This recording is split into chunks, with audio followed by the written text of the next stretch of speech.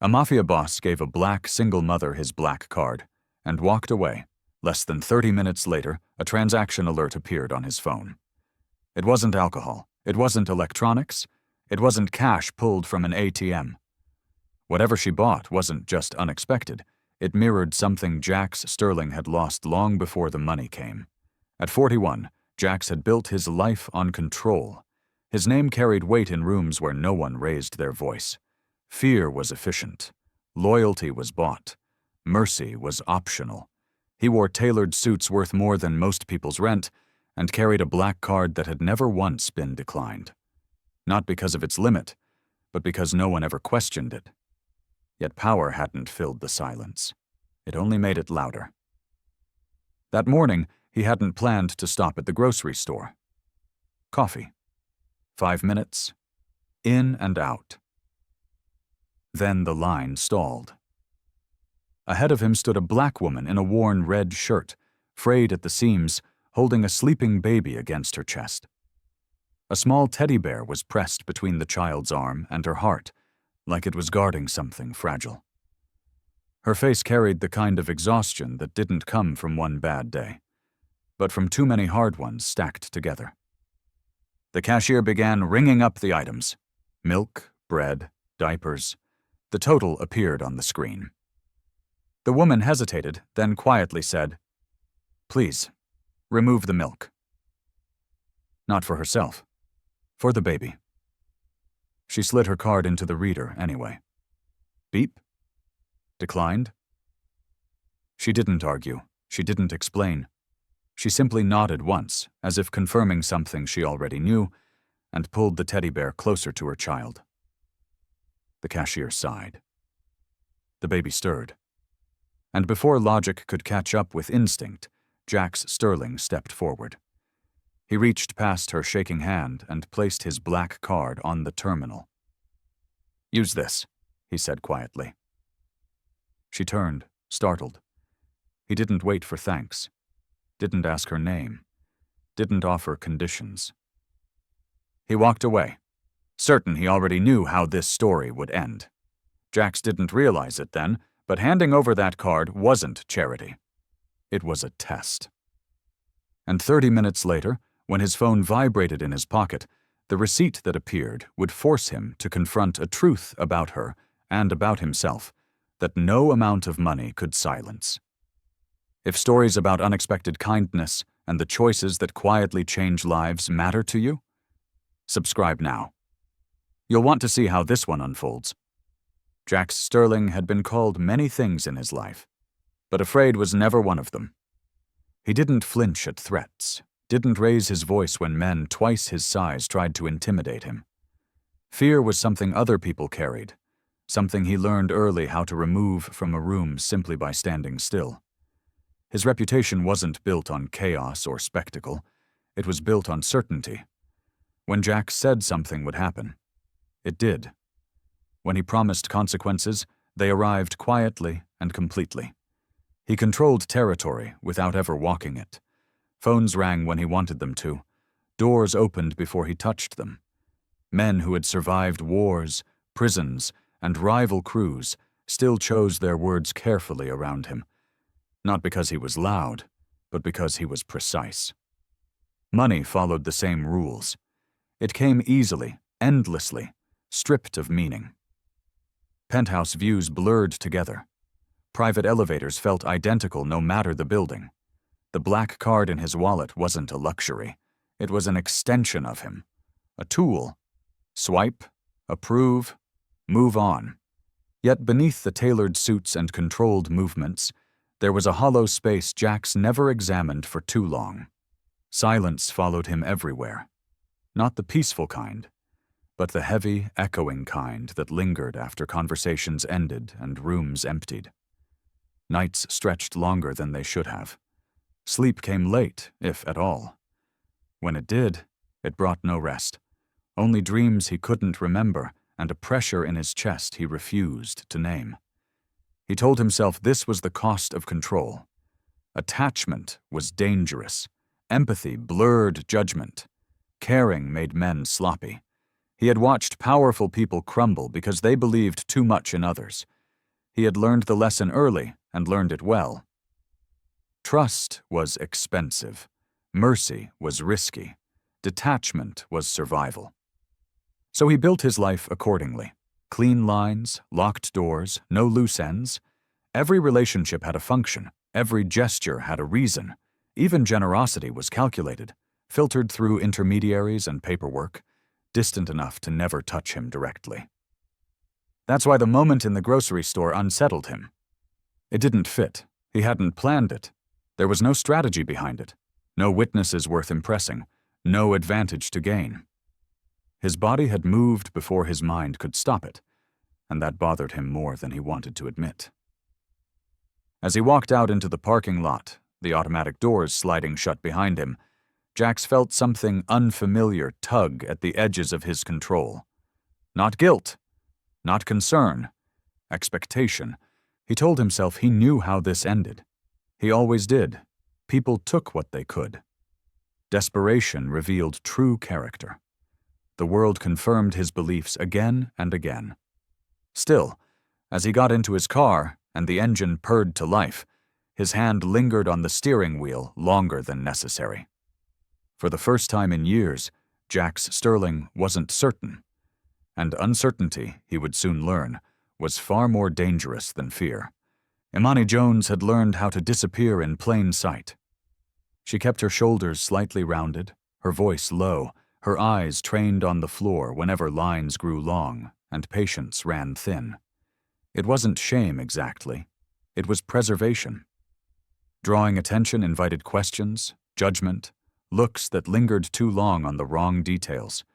The bruised cheek she'd covered poorly, the shirt worn thin at the seams, the baby asleep against her chest because there was nowhere else for him to rest. The grocery store was louder than it needed to be. Carts rattled, children cried, conversations overlapped in careless bursts. Imani focused on the rhythm of her breathing, on the small weight of her son pressed warm and solid against her heart. His tiny fingers curled around the edge of a faded teddy bear, the last thing she hadn't sold or given away. She had rehearsed this moment, knew exactly what she would buy and what she would leave behind. Milk, diapers, bread, nothing extra, nothing indulgent. She had even practiced the words in her head, just in case. Please remove the milk. When the cashier rang up the items, Imani saw the total and felt the familiar tightening in her chest. She hesitated, then spoke softly, forcing the words out before doubt could swallow them. The cashier nodded, fingers already moving. The milk was slid aside. Imani didn't protest. She never did. She slid her card into the reader anyway. Sometimes the system surprised her. Sometimes it didn't. Beep. Declined. The sound was sharp, final. It cut through the noise around her like a blade. A few people shifted behind her. Someone sighed loudly. The cashier's expression changed. Not cruel, just tired. That was almost worse. I'm sorry, Imani said quickly, already reaching for the handle of the basket. She kept her voice steady, calm, controlled. She lifted her son higher against her chest, as if shielding him from the moment. The baby stirred, letting out a soft sound before settling again. The teddy bear slipped slightly, and she adjusted it with practiced care. She was bracing herself for what came next. The return of the items, the quiet walk away, the long calculation of what she could try again tomorrow, when a presence shifted beside her. A man stepped forward, close enough that she caught the faint scent of cologne and something colder beneath it. Authority, maybe, or danger. She didn't look at him at first. People like that rarely meant help. Then a black card appeared in her peripheral vision, placed gently against the terminal. Use this, the man said. His voice wasn't loud. It didn't need to be. Imani turned, startled. Their eyes met for a brief second. His were steady, unreadable, not kind, not cruel, just certain. She started, instinctively shaking her head. But he was already stepping back. No conditions, he added quietly. Get what you need. The machine beeped again. Approved. The cashier froze. The line went silent. Imani stood there, heart pounding, unsure whether to move or refuse or wake from whatever this was. By the time she gathered the bags with shaking hands and turned to speak again, the man was already walking away. And in that moment, standing under fluorescent lights with groceries she hadn't dared hope for, Imani Jones felt something shift, not relief. Something heavier, something that would change everything. Jack Sterling didn't make it 10 minutes down the road before his phone vibrated. He ignored it at first. His eyes stayed on the traffic ahead, hands steady on the wheel, jaw set in the familiar posture of certainty. He had already filed the moment away as an anomaly, an impulsive lapse he wouldn't repeat. People did what people always did when handed power without limits. They took. They justified it later. The phone vibrated again. Then a third time. Jax exhaled slowly and reached for it at the red light, already bracing himself for what he expected to see. A liquor store. A cash withdrawal. Something loud and careless that would confirm everything he believed about desperation. Instead, the screen showed a single-line item. Milk. $4.89. He frowned, thumb hovering. That didn't mean anything. First purchases were often small, a test. People eased into indulgence. He told himself to keep driving. The light turned green. The phone buzzed again. Diapers. $21.47. Jax's grip tightened on the steering wheel. He felt an unexpected irritation flare, sharp and misplaced. He hadn't given the card so she could perform restraint. There was no audience, no reason for theatrics. Another alert followed before he could dismiss the thought. Bread. $3.12. That was it. No cosmetics, no prepared meals, no attempt to stretch the moment into something more.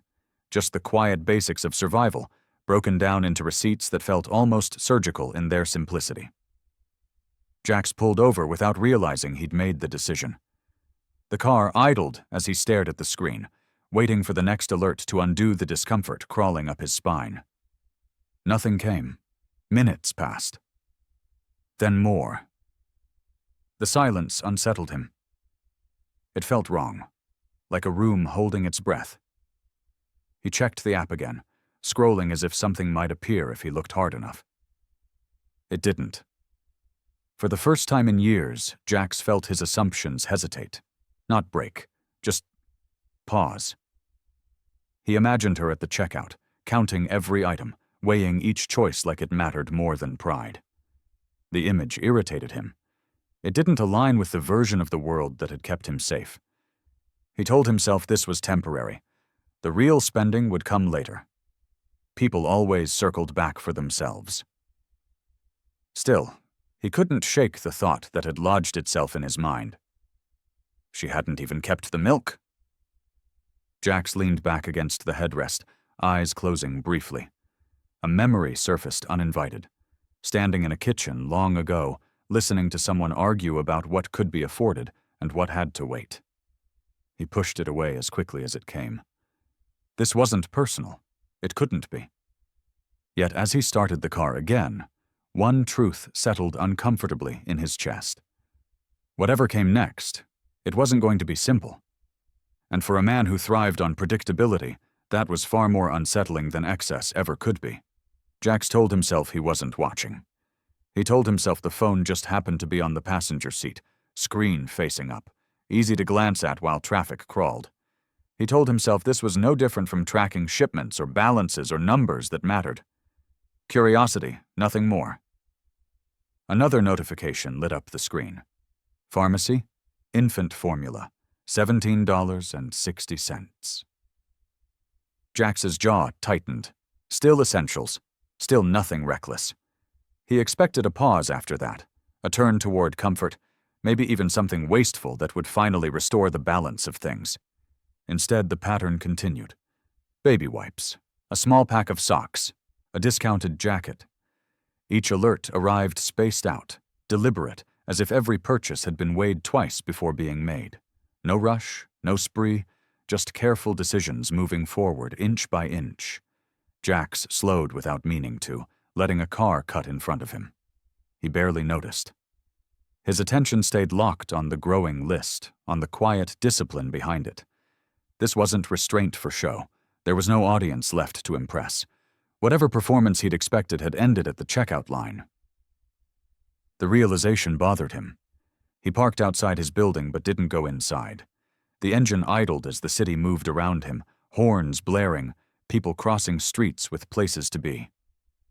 Jax sat still, watching a story unfold one receipt at a time. Another notification appeared. Groceries, vegetables, $8.34. He exhaled slowly. Not prepared food, not anything that suggested indulgence. The kind of purchase that required effort later. Cooking, planning, stretching meals.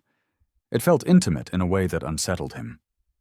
Jax had seen men beg, threaten, manipulate for less.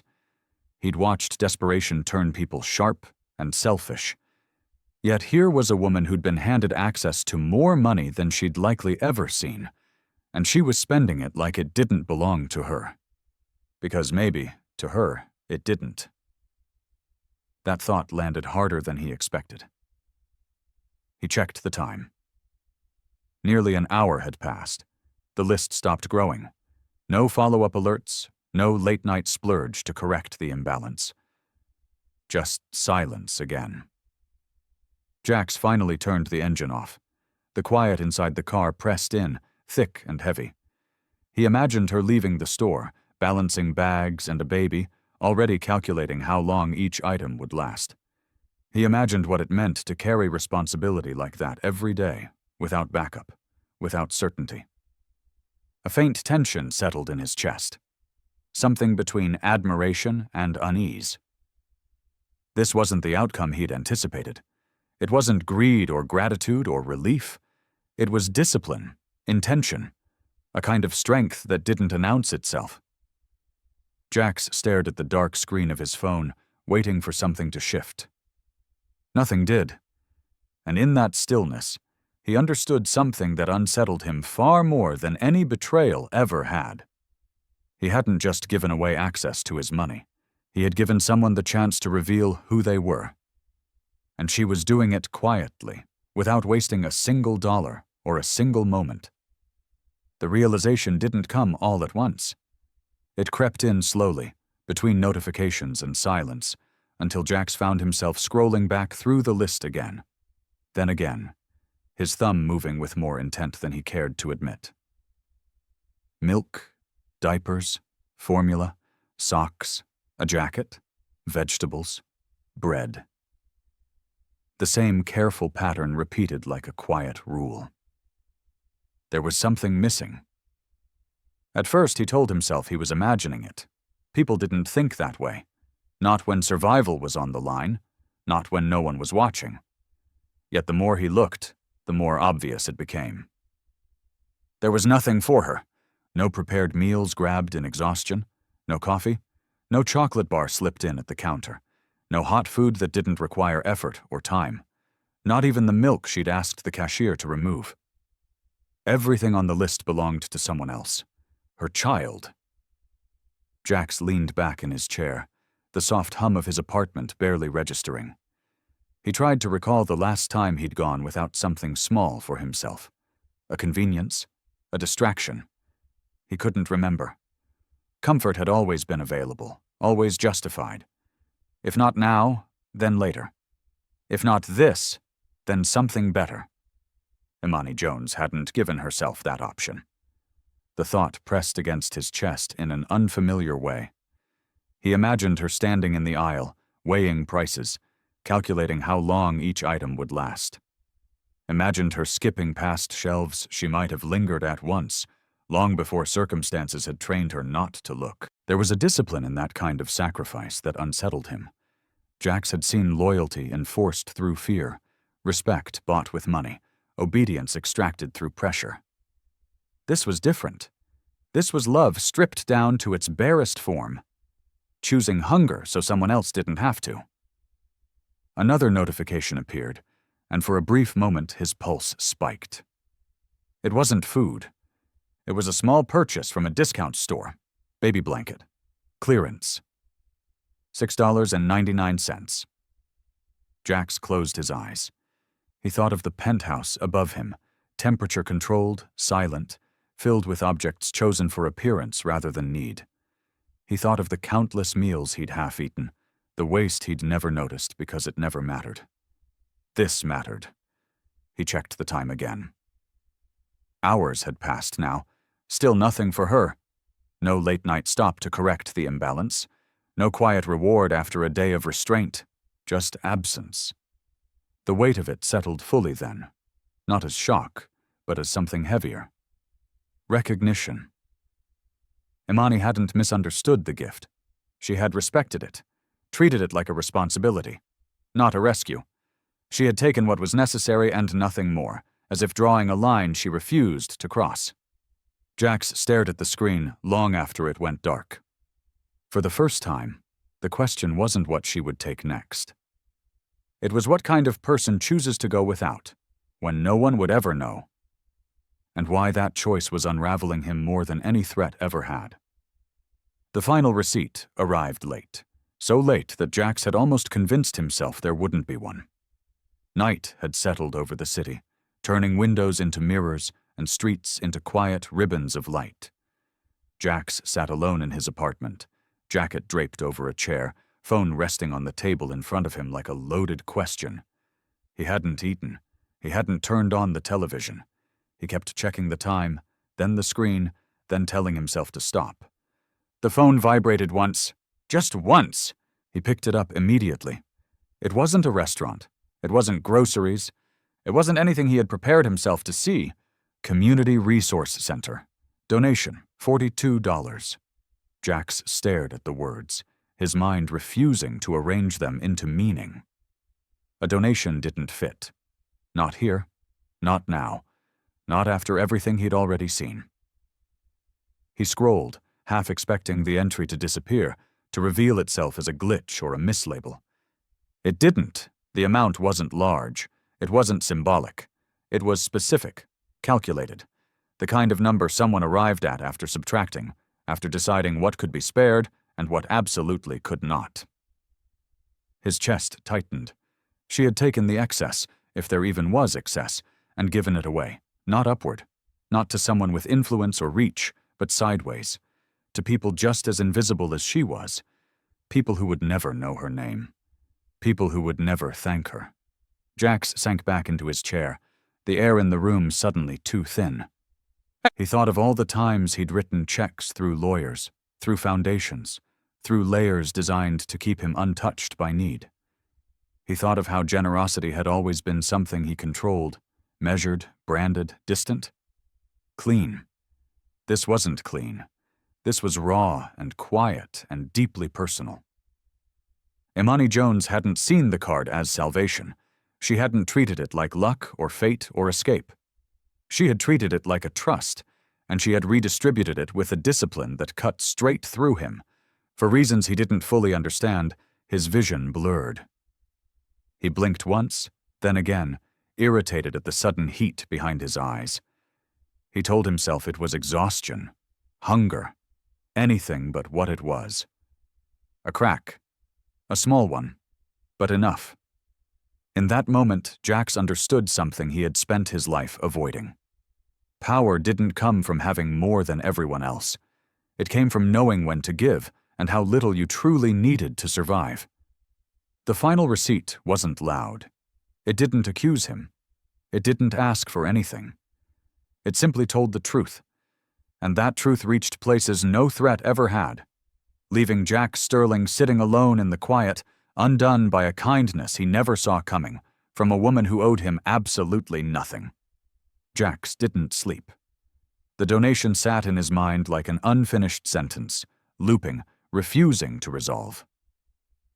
By morning, the decision had already been made.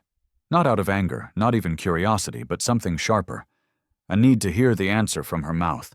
not filtered through numbers and receipts. It didn't take long to find the place. The community center was small, wedged between a laundromat and a shuttered storefront, paint peeling, windows smudged by hands that pressed too often against the glass. Jack stood across the street longer than necessary, watching people come and go. Mothers with tired eyes, elderly men moving carefully, volunteers carrying boxes with quiet urgency. This wasn't his world. He crossed anyway. Inside, the air smelled faintly of disinfectant and coffee gone cold.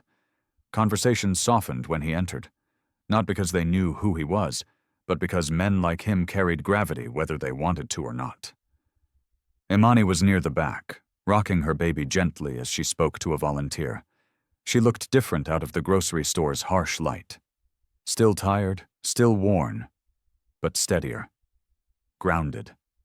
Like someone who had already accepted the weight she carried and adjusted her spine accordingly. "Imani Jones," Jack said. She turned slowly. Recognition flickered across her face. Not fear, not excitement, just awareness. "Yes?" He gestured toward the hallway. "We need to talk." She hesitated, then nodded once, shifting the baby higher against her shoulder. They stepped aside, away from the low murmur of the room. "Why did you do it?" Jax asked. No preamble, no softening. Her brow furrowed. "Do what?" "The donation," he said. "You didn't have to give anything away." Imani looked at him for a long moment, studying his face as if deciding whether he was safe enough for honesty. When she spoke, her voice was quiet but firm. "I took what I needed," she said, "not what I wanted." "That money was for you," Jax replied, tension creeping into his voice. "For your life." She shook her head gently. "It was never mine." The simplicity of it hit him harder than any accusation could have. "I've been where they are," she continued, nodding toward the room. "I know what it's like to stand in line hoping no one notices you're counting change in your head. If I had more than I needed, someone else needed it too." Jax felt something twist inside his chest. "You could have kept it. No one would have known." She met his eyes then, really met them. "I would have known." The baby stirred, letting out a small sound before settling again. Imani adjusted the blanket without breaking eye contact. "I don't want my son to grow up thinking survival means forgetting other people exist," she said. "That's not strength. That's just fear with better clothes." The words landed cleanly. Precisely, like she'd been aiming them at him without knowing it. Jax looked away first. For the first time since this began, he had no response ready. No argument. No demand left to make. He had come for an explanation. What he found instead was a truth he wasn't prepared to carry, and a woman who had already learned how. Jax left the community center without saying goodbye.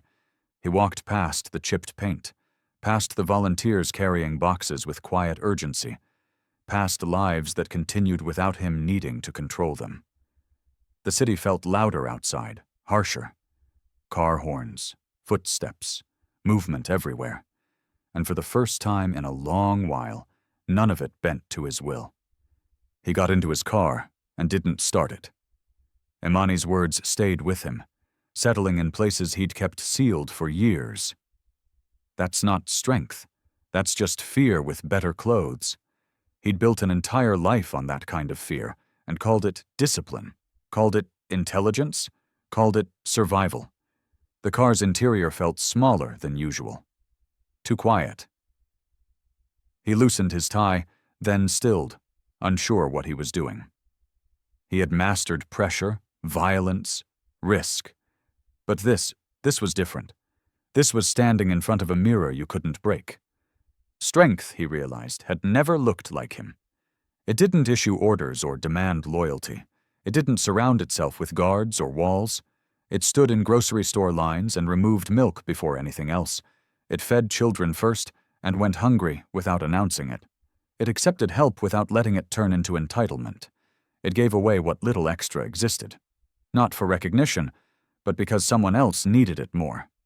Imani hadn't survived by hardening herself. She had survived by choosing again and again not to let hardship erase her humanity. Jax thought of the empire he'd built, efficient, expansive, empty. He thought of the countless moments he'd justified cruelty as necessity, distance as wisdom. He had never lacked resources, never lacked options. And yet he had starved something essential for years: connection. He rested his forehead briefly against the steering wheel, eyes closed. The gesture surprised him. He didn't remember the last time he'd allowed himself to pause like this without a plan forming immediately after. For the first time, he saw the outline of the life he'd been living, not as power, but as avoidance. Avoidance of vulnerability, of dependence, of needing anyone at all. Imani had needed help and accepted it without losing herself. He had never needed help and had still lost himself anyway. The realization was quiet, but devastating. It didn't shatter him all at once. It simply removed the scaffolding he'd relied on, leaving him exposed to a truth he could no longer outrun. Jax straightened slowly, breathing deep, grounding himself in the moment. The road ahead looked the same as it always had, but he understood now that he couldn't keep driving it unchanged. Strength wasn't domination. It was responsibility. It was restraint. It was choosing not to become what hardship tried to turn you into. And as he finally started the engine, Jack Sterling knew that whatever came next would require more courage than fear ever had. Jax Sterling didn't cry in front of people. He had learned early that tears invited questions, and questions led to cracks. Cracks were dangerous. So he had sealed himself carefully over the years, layer by layer, until nothing could reach him without permission. That night, alone in his apartment, there was no one left to perform for. The city glowed beyond the glass, distant and indifferent. Jax stood by the window with the black card resting in his palm, its surface cool and weightless, as if mocking how much power he'd once believed it held. He turned it over slowly, thinking of all the doors it had opened without ever asking him who he was becoming. Imani hadn't treated the card like power. She hadn't treated it like rescue or revenge or opportunity. She had treated it like a responsibility, something temporary, something sacred. And in doing so, she had exposed the emptiness he'd wrapped himself in for years. Jax lowered himself onto the edge of the couch, the quiet pressing in from every direction. He replayed the moment in the grocery store, the declined beep, the sigh, the baby stirring. He realized now that he hadn't stepped in because he was generous. He had stepped in because something in him had recognized something in her. And she had given him back more than he'd ever intended to offer. The thought broke through the last of his control. His shoulders sagged, his breath caught once, then again. The tears came without warning, hot and unfamiliar, blurring the city lights into soft streaks. He didn't wipe them away. There was no need to pretend anymore. For the first time in decades, Jax let himself feel the weight of everything he'd avoided. Regret, grief, the quiet loss of a life lived without connection. The realization hurt, but it was clean. Honest. The card hadn't changed her life. It had revealed it. What it changed was him. It stripped away the illusion that power made him strong, that detachment kept him safe. It showed him that strength could exist without armor, that dignity didn't need permission, and that kindness, real kindness, could undo a man more completely than violence ever had. Jax closed his eyes, breathing through the tightness in his chest, letting the moment pass without rushing it away.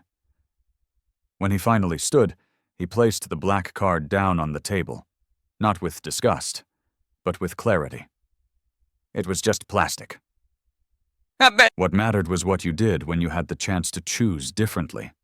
As dawn began to soften the edge of the city, Jack Sterling understood something he never had before. He hadn't saved Imani Jones, she had saved him, and if this story moved you, even quietly, Then like, comment, and share it with someone who needs to hear it. I read every comment.